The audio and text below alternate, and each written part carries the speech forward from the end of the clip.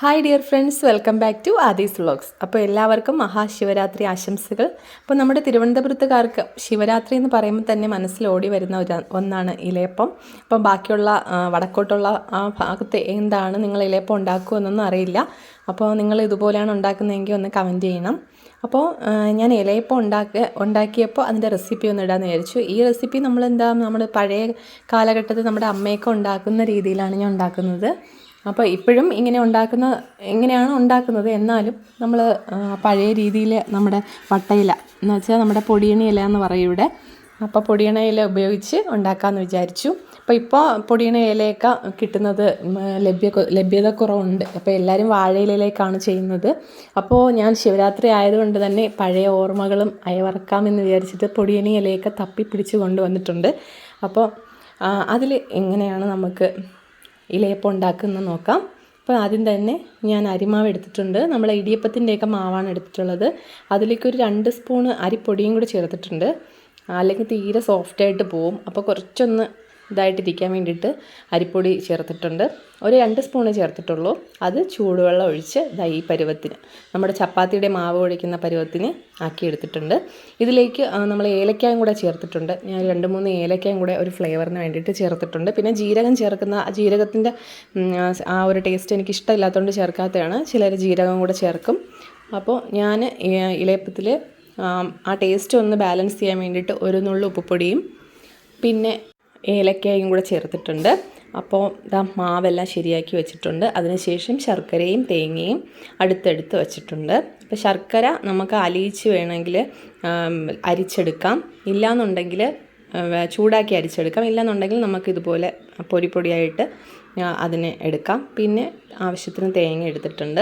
അപ്പോൾ തേങ്ങയും ശർക്കരയും ഒരു ഫ്ലേവറിന് വേണ്ടിയിട്ട് നെയ്യും കൂടെ മിക്സ് ചെയ്തിട്ടാണ് ഞാൻ എപ്പോഴും ഉണ്ടാക്കാറ്. പക്ഷേ ഇപ്പോൾ നമ്മുടെ വീട്ടിൽ പണ്ട് അമ്മയും ഒക്കെ നമ്മൾ കുട്ടിക്കാലത്തൊക്കെ ശിവരാത്രിക്ക് നമ്മൾ ഇലയപ്പം ഉണ്ടാക്കുമ്പോൾ ഇങ്ങനെ അത് മിക്സ് ചെയ്യാതെ ആദ്യം തേങ്ങ ഇങ്ങനെ വെച്ചിട്ട് അതിന് പുറത്തേക്ക് ശർക്കര തൂകിയിട്ടാണ് വയ്ക്കുന്നത്. അപ്പോൾ ഇന്നുണ്ടാക്കിയപ്പോൾ അങ്ങനെ വയ്ക്കാമെന്ന് വിചാരിച്ചിട്ട് അങ്ങനെ വെച്ചതാണ്. ഇല്ലയെന്നുണ്ടെങ്കിൽ തേങ്ങയും ശർക്കരയും മിക്സ് ചെയ്തിട്ട് വയ്ക്കാം. ഞാനിപ്പോൾ തേങ്ങ ആദ്യം ഇട്ടിട്ട് അതിന് പുറത്തേക്ക് ശർക്കര ഇട്ടാണ് വയ്ക്കുന്നത്. അപ്പോൾ നിങ്ങളിങ്ങനെയാണോ ഉണ്ടാക്കുന്നതെന്ന് നിങ്ങൾ ബാക്കിയുള്ള ജില്ലയിലുള്ള ആൾക്കാർ ഇങ്ങനെയാണോ ഇലയപ്പം ഉണ്ടാക്കുകയെന്ന് കമൻറ്റ് ചെയ്തേക്കണേ.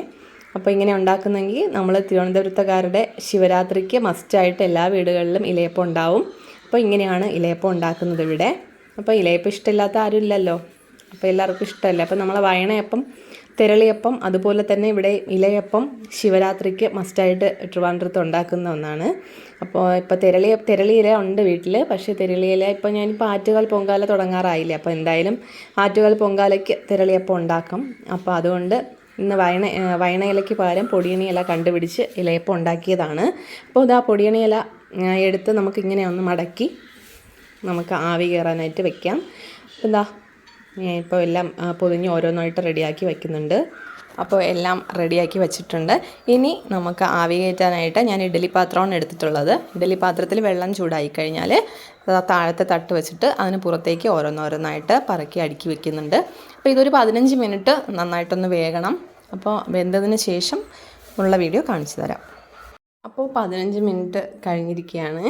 അപ്പോൾ 15 മിനിറ്റ് കഴിഞ്ഞപ്പോൾ ഈ നന്നായിട്ട് വെന്ത് ഇലയൊക്കെ നല്ലതായിട്ട് കറുത്ത് വാടി കിട്ടിയിട്ടുണ്ട്. അപ്പം ഈ ചൂടോട് കൂടി കഴിച്ചാൽ ആ ടേസ്റ്റ് കിട്ടത്തില്ല ഇലയപ്പത്തിൻ്റെ. അപ്പോൾ നന്നായിട്ട് തണുക്കാൻ വേണ്ടിയിട്ട് വയ്ക്കുക. തണുത്ത് കഴിയുമ്പോൾ ഇതിങ്ങനെ ഇല ഇളക്കുമ്പോൾ തന്നെ അതിൽ നിന്ന് ഇളകി ഇങ്ങ് വരും. മറ്റേത് ചൂടോടുകൂടി എടുത്തു കഴിഞ്ഞാൽ ഇല അതിലൊട്ടി പിടിക്കാനായിട്ട് ചാൻസ് ഉണ്ട്.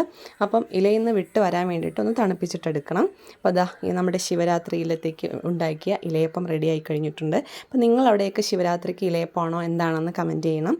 അപ്പോൾ ഹാപ്പി ശിവരാത്രി. അപ്പോൾ വീഡിയോ ഇഷ്ടമായിട്ടുണ്ടെങ്കിൽ ലൈക്ക് ചെയ്യണം, കമൻറ്റ് ചെയ്യണം, സപ്പോർട്ട് ചെയ്യണം. അപ്പോൾ സബ്സ്ക്രൈബ് ചെയ്യണം. ആദ്യമായിട്ടാണ് ചാനൽ കാണുന്നതെങ്കിൽ ഒന്ന് സബ്സ്ക്രൈബ് ചെയ്തേക്കുക. തൊട്ടടുത്തുള്ള ബെല്ലൈക്കൺ ക്ലിക്കിയാൽ പുതിയ വീഡിയോസ് അപ്ലോഡ് ചെയ്യുമ്പോൾ നോട്ടിഫിക്കേഷൻ ലഭിക്കും.